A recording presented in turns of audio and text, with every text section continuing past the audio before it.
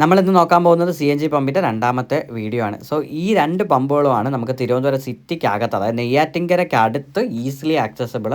ബാക്കിയെല്ലാം നമുക്ക് കുറച്ച് ദൂരം പോവേണ്ടി വരും.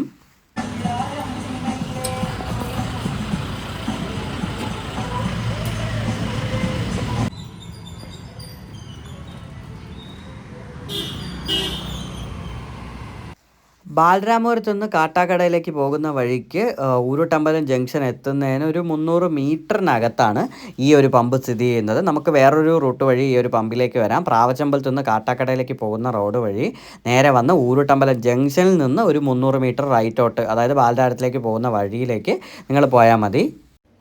ഈ ഒരു പമ്പ് രാവിലെ 6 മണി തൊട്ട് രാത്രി 9 മണി വരെ മാത്രമേ ഇവിടെ CNG അവൈലബിൾ ആയിരിക്കുള്ളൂ. പമ്പ് 24 മണിക്കൂറും ഉണ്ട്. പിന്നെ ഇവരുടെ വാട്സപ്പ് ഗ്രൂപ്പിലേക്ക് ജോയിൻ ചെയ്ത് കഴിഞ്ഞാൽ നിങ്ങൾക്ക് ലോഡ് വരുന്നതും പോകുന്നതും CNGയുടെ അവൈലബിലിറ്റിയും എപ്പോൾ ഓപ്പൺ ആകുമെന്നും എല്ലാം ഇവർ വാട്സപ്പ് ഗ്രൂപ്പിൽ അറിയിക്കുന്നുണ്ട്. സോ നിങ്ങൾക്ക് താല്പര്യം ഉണ്ടെങ്കിൽ ആ വാട്സപ്പ് ഗ്രൂപ്പിലും ജോയിൻ ചെയ്യാം. അതിൻ്റെ QR പമ്പിൽ തന്നെ ചോദിച്ചാൽ മതി.